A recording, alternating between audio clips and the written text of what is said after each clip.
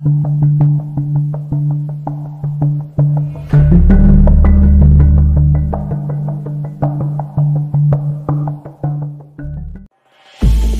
महसूस किया कि गश्त करने वाले हवालदार ज्यादा वक्फे से गश्त करने लगे थे। जेल के दरवाजे के ऊपर लगा हुआ बल्ब इसी तरह रोशन था। फिर अचानक गेट खुला और एक जीप तेजी से दाखिल होकर एक तरफ रुक गई। जीप में से एक आदमी पुलिस इंस्पेक्टर की वर्दी में उतरा।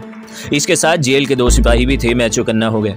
रमजान का नकली ड्रामा शुरू हो गया था। पुलिस इंस्पेक्टर सीधा रमजान की कोठरी के पास आ गया। इसने अचानक जेब से खंजर निकाला और जेल के सिपाहियों पर इतनी तेजी से हमला किया कि वो बज़ाहिर अपने आप को न बचा सके और शदीद जख्मी होकर कराहते हुए नीचे गिर पड़े। इतने में गश्त करने वाला एक हवालदार वहां आ गया।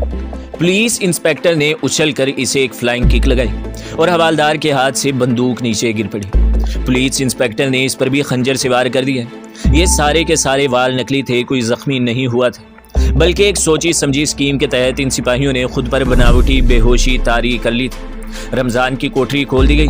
पुलिस इंस्पेक्टर ने रमजान को बाहर निकाल कर कहा, तुम्हारे साथी कहाँ हैं? इसे छोड़ दो, तुम ही भाग चलो, मामला गड़बड़ ना हो जाए। ये भी एक बाकायदा चाल थी। ये जुमला जानबूझकर मुझे सुनाया गया था। रमजान ने कहा, नहीं नहीं भाई, करमदीन को जरूर साथ ले जाना है। वो मेरा स्मगलर साथी है, तुम्हें बॉर्डर पर मजीद 1 लाख रुपए दिलवा दूंगा। पुलिस इंस्पेक्टर ने कहा, तो फिर जल्दी करो, मैं पहले ही 3 आदमियों का खून कर चुका हूँ। रमजान ने मेरी बैरक में आकर आहिस्ता से मुझे बुलाया। करमदीन चलो जल्दी करो। मैंने कंबल अपने जिस्म के गिर्द लपेटा और उठकर इसके साथ दौड़ते हुए जीप में सवार हो गया। पुलिस इंस्पेक्टर तेजी से जीप निकालकर जेल के दरवाजे से बाहर आ गए। जेल के दरवाजे पर भी एक सिपाही बेहोश पड़ा था।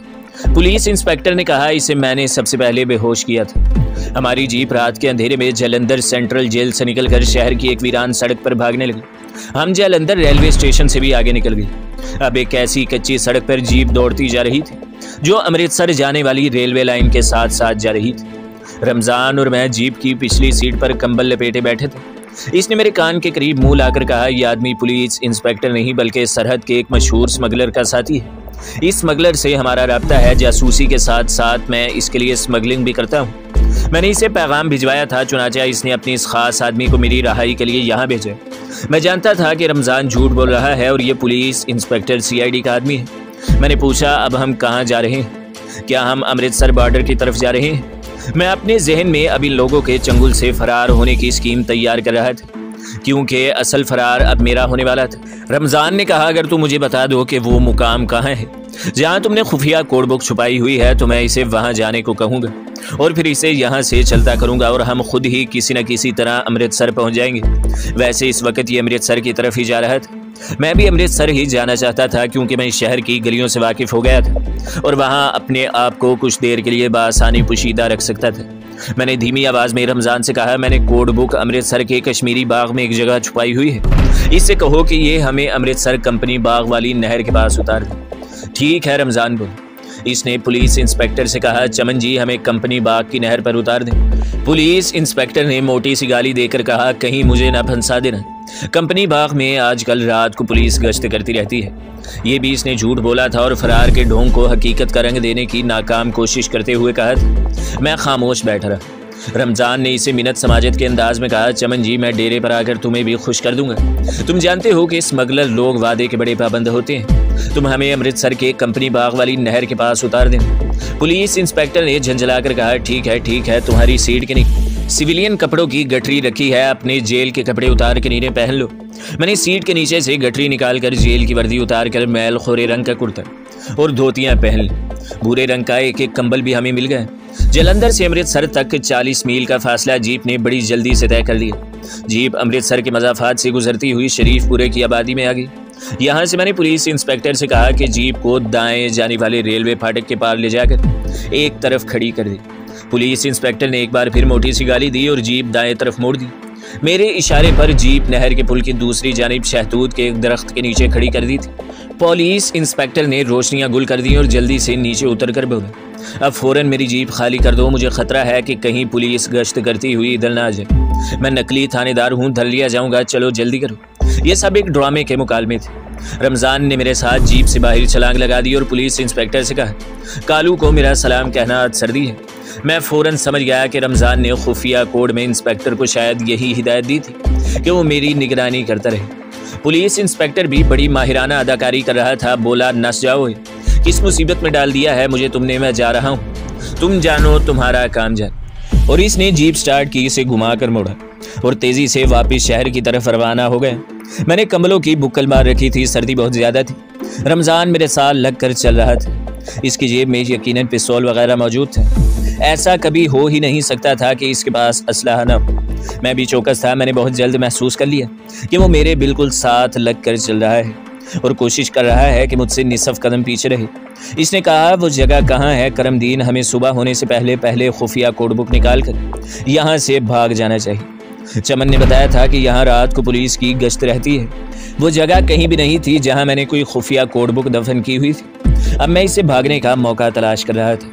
मुझे इस हकीकत का भी एहसास था कि मेरे इर्द गिर्द ना सिर्फ वो पुलिस इंस्पेक्टर बल्कि पुलिस की दूसरी नफरी भी मौजूद है और हमारा पीछा कर रही है कि अगर मैं फरार होने की कोशिश करूंगा तो मुझे दबोच लिया जाएगा या फिर जख्मी कर दिया जाएगा। हम कंपनी बाग की खुश्क छोटी नहर के किनारे पर चले जा रहे थे। इस नहर के दोनों जानिब आम के घने दरख्तों ने साया डाल रखा था। मुझे मालूम था कि बाएं जानिब कंपनी बाग की ग्राउंड फैली हुई है और दाएं जानिब मजेठ गांव के जाने वाली सड़क है। बाग में अंधेरा था और नहर का किनारा ढलानी था। मेरे पास सिर्फ एक ही रास्ता था कि अंधेरे में मुनासिब मौका पाकर किसी तरफ को छलांग लगा दूं और फिर अंधेरे और दरख्तों का फायदा उठाते हुए कंपनी बाग में गायब हो जाऊं। मैं एक जगह रुक गया। रमज़ान, यहाँ वो दरख्त है जिसके तने में मैंने कोड बुक छुपाई है। रमज़ान ने कहा, तो चलो इसे खोद कर निकालते हैं। हम आम के दरख्त के नीचे आ गए। मैं जानबूझकर इसे इस दरख्त के पास लाया था क्योंकि यहाँ एक बाउली थी जिसकी दूसरी तरफ नाशपाती का एक बाग था और इस बाग के दूसरे किनारे पर एक क्लब था जहाँ लोग शाम को टेनिस वगैरह खेला करते थे। नाशपातियों के दरख्त साथ साथ उगे हुए थे और इनके दरमियान गहरा अंधेरा फैला हुआ था। मैंने रमज़ान से कहा, हम कोई ज़मीन खोदने वाली शय साथ नहीं लाए, ऐसा करो कि मैं जहाँ इशारा करूँ तुम वहाँ से ज़मीन खोद डालो।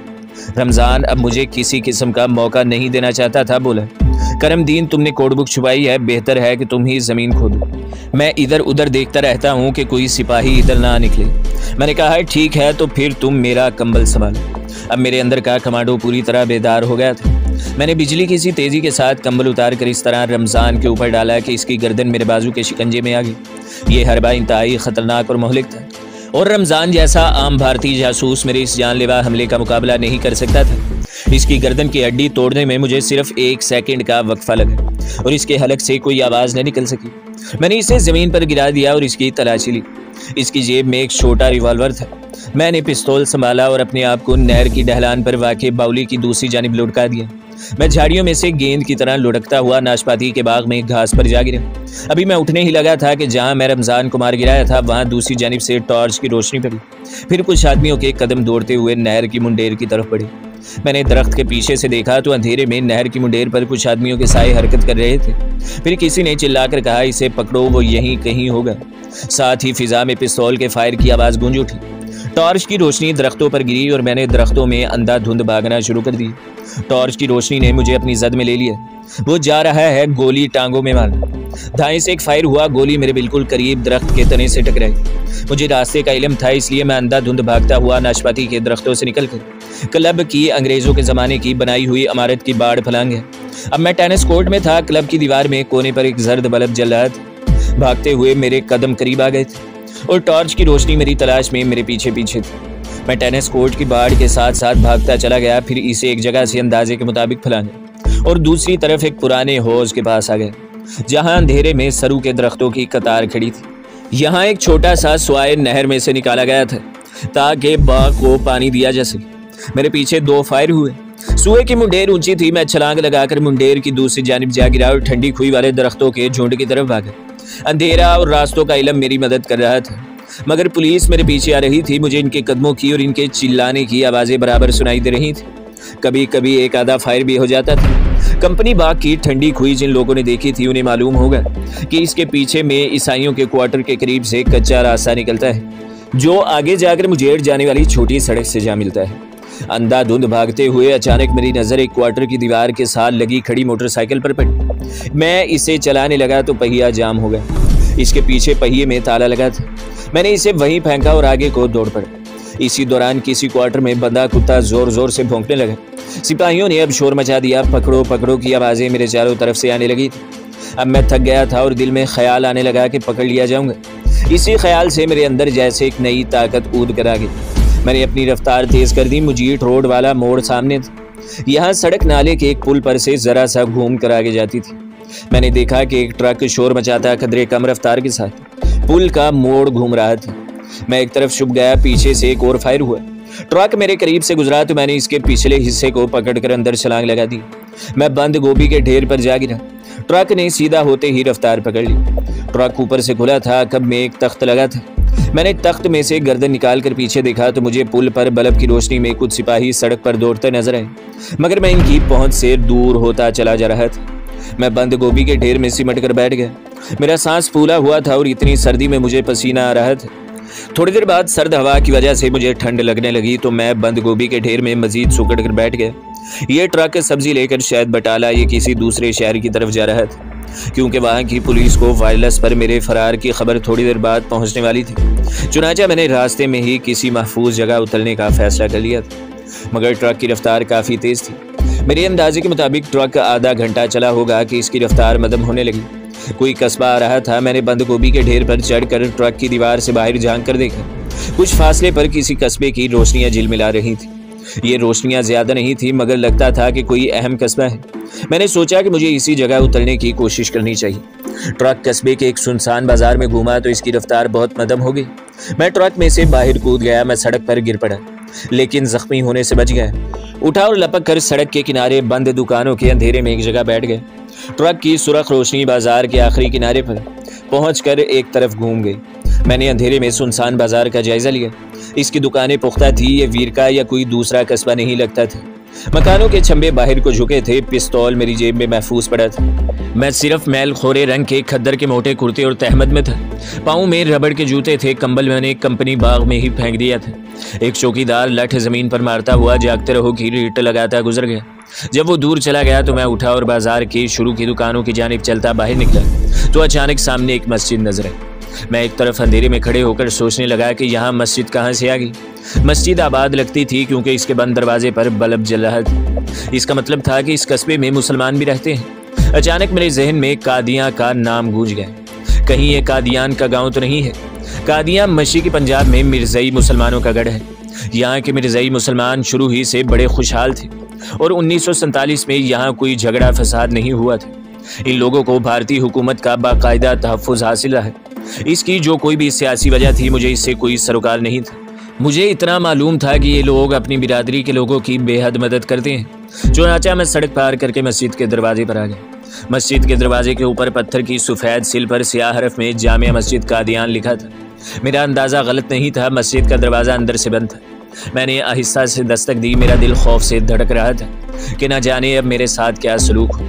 मस्जिद का इमाम मुझे गिरफ्तार भी करवा सकता था। इमाम मस्जिद पुलिस का आदमी भी हो सकता था। अगर पुलिस का आदमी ना भी हो तब भी वो मुझे पनाह देने का ख्याल मोल नहीं ले सकता था। मेरे दिल में तरह तरह के वसवसे उठ रहे थे। एक बार तो दिल में आया कि यहाँ से भाग जाऊँ, लेकिन मुझे मस्जिद के सहन में से किसी के कदमों की छाप सुनाई दी।